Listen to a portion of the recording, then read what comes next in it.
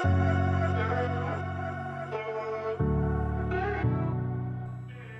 there, mamas! You are listening to Release Your Inner Power podcast, where we talk about having both me time and being the best mom, sharing stories, encouragement, and tips for taking the steps to release that inner power and that mom guilt. I'm your host, Shauna B. Here we go. Are you tired of feeling overwhelmed and stuck in the chaos of life? It's time to reclaim your peace and your power. Guess what? I have something for you. A free checklist that will transform your days from chaos to calm, helping you boost your day and set yourself up for success. Just imagine waking up each morning with more clarity and purpose, ready to tackle whatever comes your way.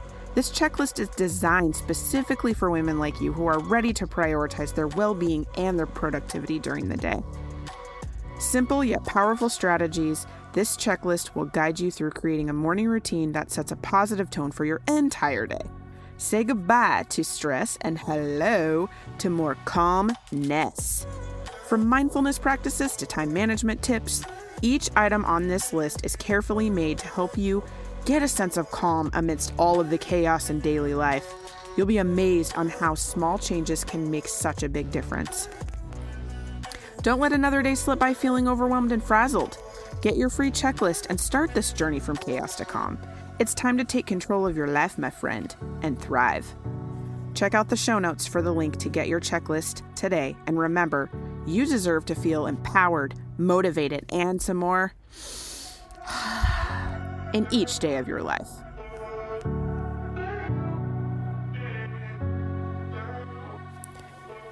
This next guest is an amazing woman with so much knowledge, and we found out the more that we talked, how much we actually had in common.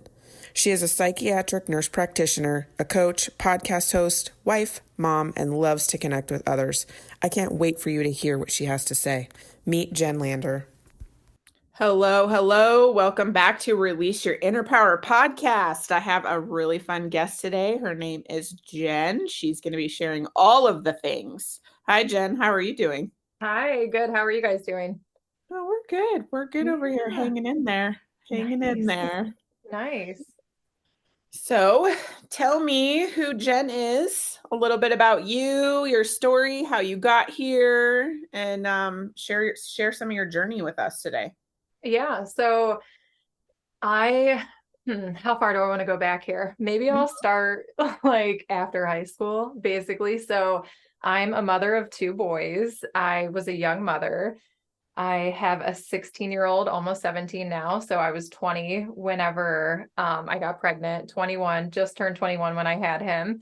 And that, for anyone who knows what it's like to be a young mom, you basically are just growing up with your child. I was not prepared for that at all. I was by no means dependent or independent. I was very dependent on other people financially to take care of me and help with my son. I was a single parent. The person that I unfortunately chose to have a child with has never met my son. So that was really tough. And knowing that at that time I was not like financially dependent or like independent and I needed other people for support, I was kind of freaking out. And I'm just like, what am I going to do? I cannot live with my parents forever. Like, bless them so much, but that just wasn't going to happen. And they were so kind. And I was very fortunate to have their support. And they were letting me and my son stay there as long as possible. I think they actually liked it. So, that was that. But I'm like, I have to do something about this. And healthcare was just something that I naturally gravitated towards because I am a pretty compassionate person and I love to help people. So I already had experience as an STNA. And at that time, like after I had my son, I was like, okay, well, what am I going to do? So I heard about this program about medical assisting. So I started that. And then it was like a 6-month program and I got all into that. And then I was, I'm adding things up and I'm like, there is no way that I'm going to be able to still be financially independent with this salary. I'm making like $675 every 2 weeks. There's no way that we're going to be able to move out.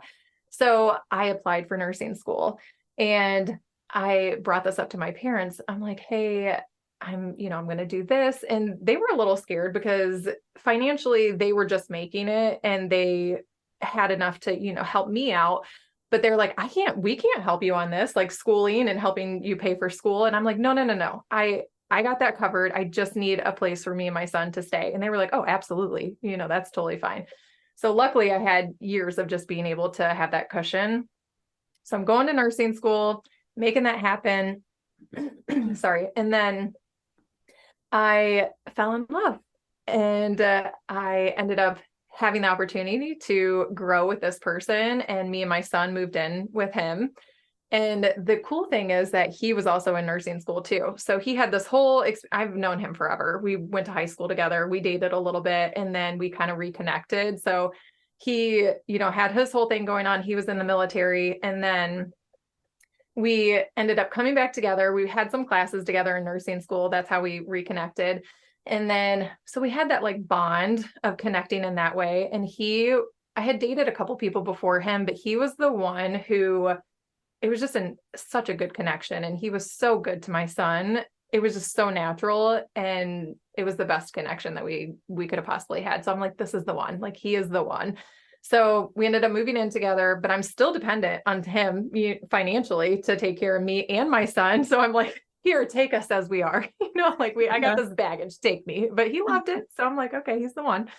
So we're getting through nursing school, and then I become an RN. And then I'm at this place where, okay, I can take, if anything were to happen, I know that I can move on with me and my son. Like I can take care of us together. Fortunately, I didn't have to. So I felt pretty good about that. And I got into this place where he approached me and we were having this deep conversation. And he's like, hey, if you want to be a stay-at-home mom, you're more than welcome to do that. And I was thinking about it. I was like, that sounds pretty good right now. But the thing that was sticking in the back of my head is I have some pretty strong women in my life, family-wise, my aunts, my mom, all of them are very strong women and they work very hard, but financially they do struggle a little bit. They can make it happen if they have to make it happen, but they really have to grind. And they do anything that they can. But to see the sacrifices that they made for themselves and their children, I'm like, oh gosh, it's empowering and it's inspiring. But at the same time, I'm like, I don't want to be in the position where I have to have the tears that they have and know this is a fight every day trying to make it happen. So I was like, no, I can't, because if anything were to happen to you, anything were to happen to us, I have to be able to take care of my kids. So I was like, nope, I'm going to keep going. So years later, he approaches me again and he's like, I think I'm going to go to school to be a psychiatric nurse practitioner. And I'm like, no, I'm not, because I have little kids. And that was just way beyond what I could even think of, because even trying to get through nursing school with children was so overwhelming. And it was just a lot on my plate. And the little ones, I have to do everything for them. They're so dependent at such a young age for me. So I'm like trying to do all of these things. I'm like, go for it. I love that. But I think I'm going to take a little break here. So I took a little break while he was going through school. But then I just see the potential and the growth in him. And he's so inspiring to me and so driven that I'm like, he just pushes me. And I'm thinking, okay, I could do this too. And I think that's why we vibe so much also in partnership, because we kind of feed off of each other in that way. So I'm like thinking, he's a year into it. And I'm like, I'm going to apply. So I did the same thing. And I love that connection between us because we are both in healthcare. We're on the same track, and not a lot of people have that. So I think that's so unique as a husband and wife to be able to bounce ideas off of each other and know our struggles and where we're needing the support, but also when we need to back off too.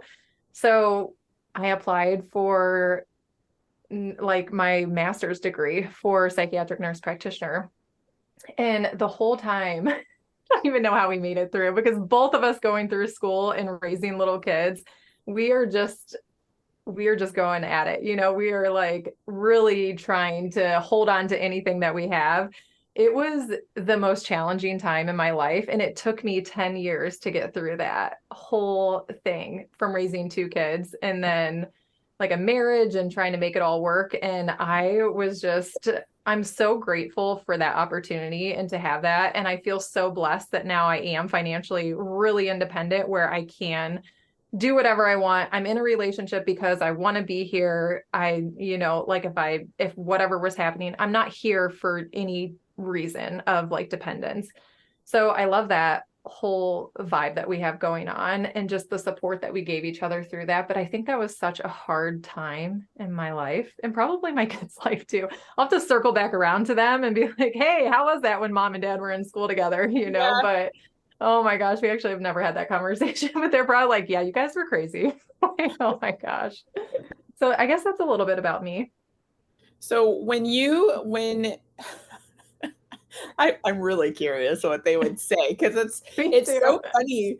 Like when you're in the thick of it, right? When you're doing school and you're so go, go, go because you have all of the stuff that you need to get done for school and at home and for kids and for yourself, that sometimes it's like the days seem really long, but then the weeks are very fast. You know what I mean? It's just kind of Yes. like, it's definitely crazy. And I am curious, like just from a kiddo's perspective, like, because you're in the trenches, like you're doing all the stuff. And Yeah. so then from them, it's like, are they going to say, yeah, you guys were crazy or tired all the time or what? I'm just curious, like what from Yeah. kiddo's perspective, like what they would say, or if it is even as bad, like as we're making it out, right? Because sometimes we do that where we make everything seem so much worse than it actually is. And they're like, no, it's fine. And you're like, really? That's it? That's all you're going to say? All This right. is that is so funny that you say that because I naturally have just like this guilty conscience and some things that I think people would not feel guilty about. I'm just like, I'm so guilty. I have this like deep-rooted core part of me that's like that. So I have had conversations with my older son about certain things that we've gone through that I'm just like thinking on a daily basis. Oh my gosh, I feel so bad about 10 years ago when this happened, and I still am holding on to it. So I've had conversations with him like, hey, do you remember this? Because I am so sorry. And he's like, what are you talking about? Yeah. And I'm like, wait, you don't remember? I've been holding on to this for 10 years and you're telling me you didn't think about it at all? He's like, no, you're crazy. I'm like, oh, okay. Well, I guess I can sleep now. Yeah. You're like, thanks. Yeah. Setting myself free from that one. Whoops. Yeah. So I guess that's a good lesson. Communicate with your kids. Yeah. You don't Yeah. have to hold on to things because they probably are not caring like you care. Yeah, exactly. Exactly. They're super like mine. I also have a 17-year-old and mine is super resilient. And so some things that I will hold on to and then I'll ask him about, he's like, Mom, I was over that like 5 minutes after it happened. Like it's Yeah. fine. And I'm like, Oh oh, my gosh.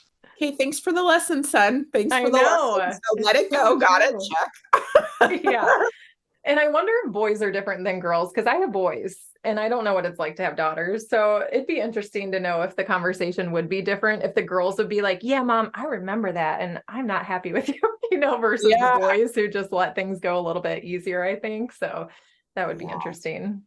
I will have to test that out in a few years because my youngest is a girl. And so she's only 7 right now. And I'm curious what she would, through the trenches of preteen and all that stuff. I'm going to be curious Oh how my that's going to gosh. go down. And then Yeah. just having conversations with her later and see if it is different because my 2 older ones are boys. So yeah, I'm Oh I'm my curious gosh. too to see Yeah. how it I'm gonna have is. to stay connected and swing back to you. So Yeah. how was it? Yeah. Tell me. Tell me. Was it as bad as we thought? Yeah. Who knows? Who knows? I I know. I'm know. I'm I'm definitely grateful though that they're resilient because I feel like you're right. I feel Mhm. like sometimes conversations should be happening sooner because we'd be able Yeah. to let go of a lot of things that we hold on to as moms just because we care so much and we want to do Mhm. so much for them and protect them and show them all the things that are good that Yeah. we beat ourselves up more about it than we should because they're like, no, it's good. And you're like, oh, okay, thanks. Thanks for sharing. I know. It's Thanks so for true. sharing, bud. Yeah, Okay, you know. definitely. So in that span of time, how long were you in school? Like because you said you did MA, right? You were an MA Mhm. and then you went Yeah. to nursing school and then you went back to school to get your master's. So how, like, did it feel like you were just constantly in school working and, you It guys are did. building a family with kiddos? Yeah, it really did. I made the decision when my oldest, was 6 months old to go to MA school.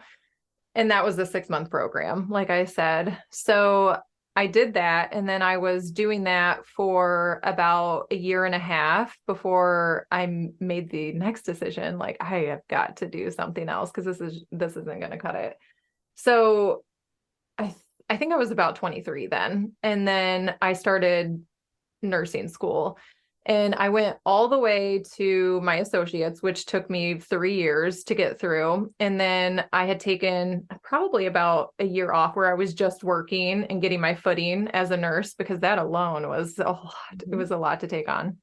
Mm-hmm. So then my husband was always a step ahead of me. He was always my pusher for sure. And so he had started his bachelor's degree, and then I started it too, because I had worked at the Cleveland Clinic and they had like a 5 year thing where you had to get your bachelor's degree. So I was like, there's no way out of this. I'm going to have to do this because I had no plans to leave.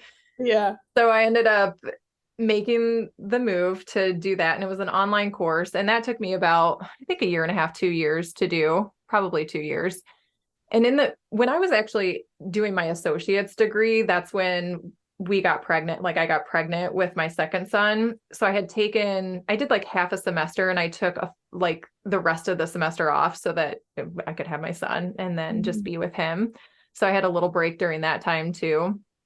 And then I think I took another year off after I got my bachelor's degree.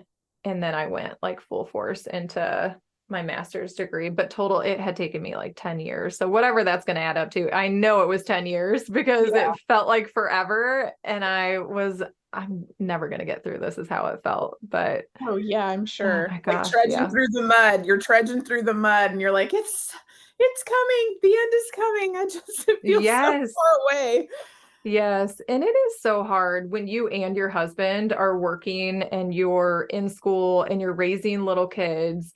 There were so many times where I wanted to give up. I just did not want to keep going. And I think what was helpful for me was just to keep that why in mind. And that was such a driver for me as far as wanting to be independent. And of course, as an RN, I could have been independent financially, but just the thought of like, I want to be more than that. I want to have more money, more flexibility, because I was still working nights and holidays. So I was missing out a lot with my kids. And that was really, really hard for me. I even had some nursing jobs where I took call, and when I would get called, I'd be like, no, I'd be so mad. I'm like, oh my gosh, I'm going to miss my son's t-ball game or whatever was going on. So I have to do something else. I cannot keep missing these big moments. So that was another driving force. I just kept the why in mind, but more than the why, it was the feeling behind it. So I think people can say, why? Like, why are you doing this so often? But if you don't know that feeling of why you're doing it, I think people can get caught up and just let it go. And they're like, oh, well, yeah, that's a great why. But they don't think about the feeling. So for me, that was big, because every time it's either pain or love that makes you take action. And I was in so much pain of missing all these important events and things in my kids' lives that was what kept me going big time. Because I'm like, this is the pain, but this is how I want to feel. So that kept me pushing forward. So I'm so glad that you said that, because it leads me into what else I was going to ask you about. Like, how else did you, along with focusing on the feeling and reminding yourself of why you're doing it, how else did you like take care of yourself, like as an individual, when you are in high demand and everywhere else, right? Like Yeah. in medicine is a high demand in general, with you know energy and time, and it's even emotional depending Hmm. on who you're taking care of at the time. Yeah. But then to be able to come home and have that, right, for your kids and your family and your husband, and then like, how did you tend to self so you could be there for all of your people? Because Hmm. it's, you know being in medicine too, it's like you're a caregiver, but it's a different level because you're literally caregiving all the time. Like it's not Yeah. just a section, it's all the time because you come home, you go back to work, you come home, Hmm. it's all giving. So Yeah. how did you work with yourself? How did you, tend to self and fill yourself up and take care of you while you're doing all the things? Yeah. I was not very good at it at first. I actually was terrible. So it did take me a while to realize how important self-care was. And when I say a while, I'm talking years. It took years. So, and sometimes it's very hard to even find the time when you're working and you're taking and someone's needing you constantly, mom, mom, mom. And then you have, your husband who has needs too, and you're trying to keep that spark alive and then working all the things like you're saying. So it did take me years to figure this out. And I always, since I've started my own podcast, I'm always throwing my husband under the bus. So I'm going to keep it going. But he's such a good sport about it. So we, oh my gosh, this was such a defining moment for us. So I think my kids were, I don't know, 7 and 2. And my husband got on this fitness train where he was very motivated and he's like, I'm working out, he's running, he's lifting, he's, eating healthy, he's doing all the things, but he's exercising twice a day. And I'm just in the trenches and I'm taking care of the kids. So while he's out working out, doing all the things, I'm at home because who's going to take care of the kids? Me. And he's just living his life, out exercising. So we ended up getting in a fight, and it was so funny because I'm like trying to tell him, you're exercising too much. And he's like, are you telling me that me being healthy is not a good thing? And he's getting all upset. So we're going back and forth at it. So finally he understood that, okay, maybe I am taking too much time for myself, and maybe it would be a good thing for my wife if I gave her a little bit of time. So let me sacrifice some of this time and give her some time. So we were able to navigate that a little bit where I could step away and exercise myself for 30 Yeah. minutes to an hour, So I think that's so funny. It took us a while to figure that out. But once we did, it was a pretty sweet spot for us. So having that, but also seeking support, because when you're in it, I think sometimes, and I know I'm guilty of this, I would expect people to kind of maybe ask, hey, what can I do to help, or reach out to me. And I found that I needed to do more the reaching out and asking for help. And we don't like to always do that. And I think nurses are, because they're natural caregivers, they have a really, really hard time to ask for help because they're the helpers.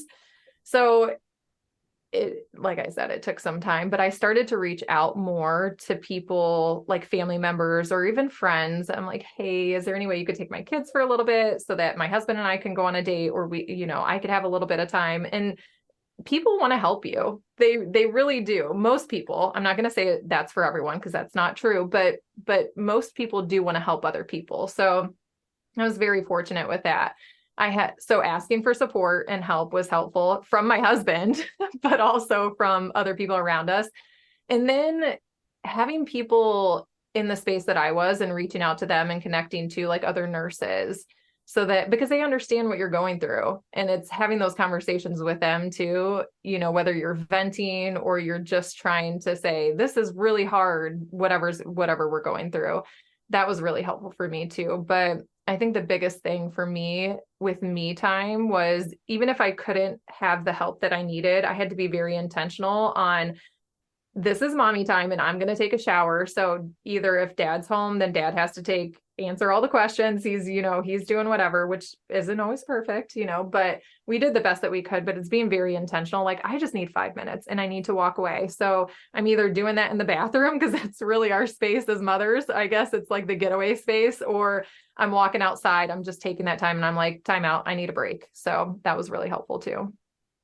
Those are all really amazing things. It's funny that when you say, to ask for help, and you're so right. Like it's definitely, as being a caretaker, it's definitely hard at times to be okay with asking for help.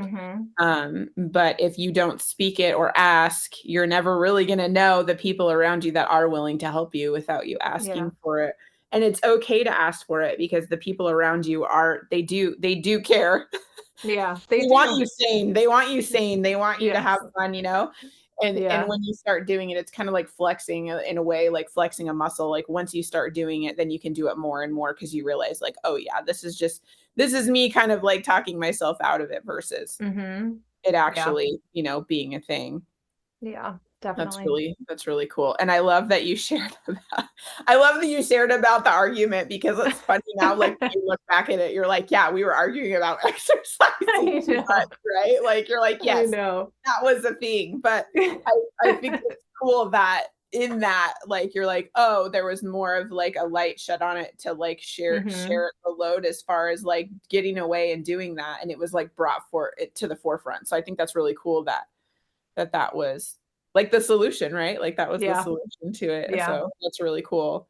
It was good. Um, what are some things I always like to ask, like, what are some things that you are really passionate about that you like in your life that you like to be a part of or do or help with aside from, your momhood and all of the school and things that you've accomplished? Mm-hmm. Yes.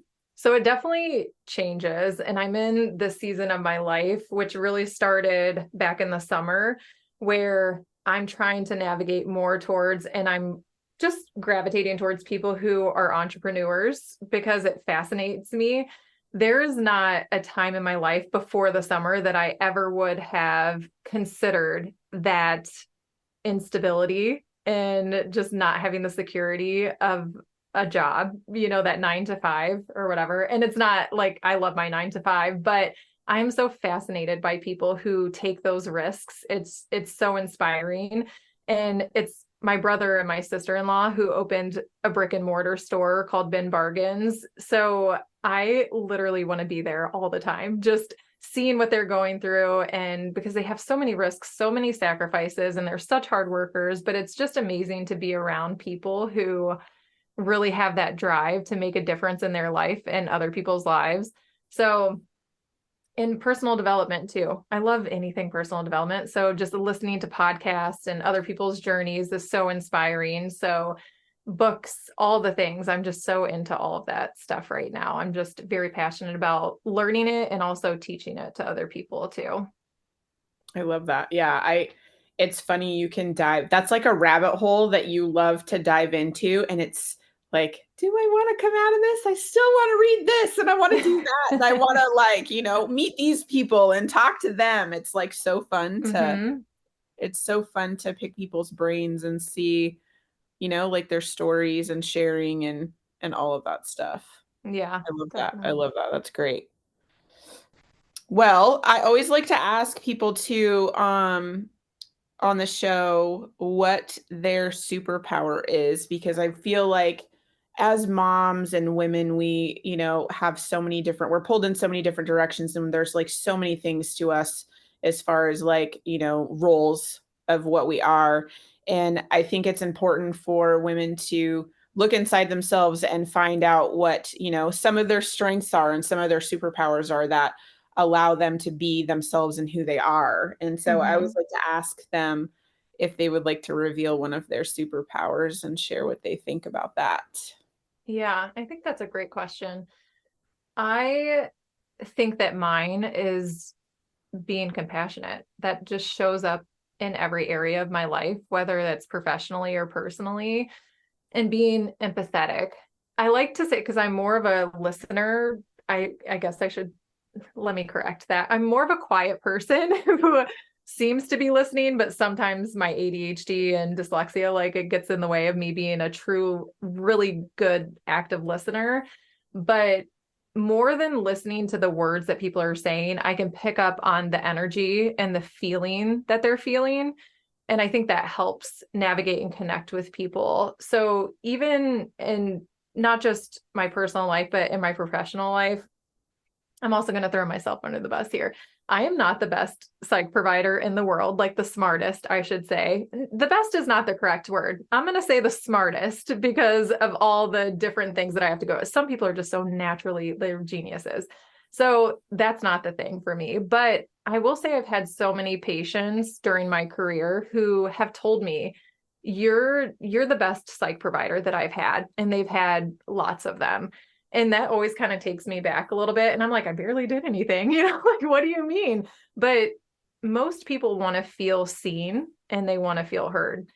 And I take the time to really listen to what they're going through and put myself in their position.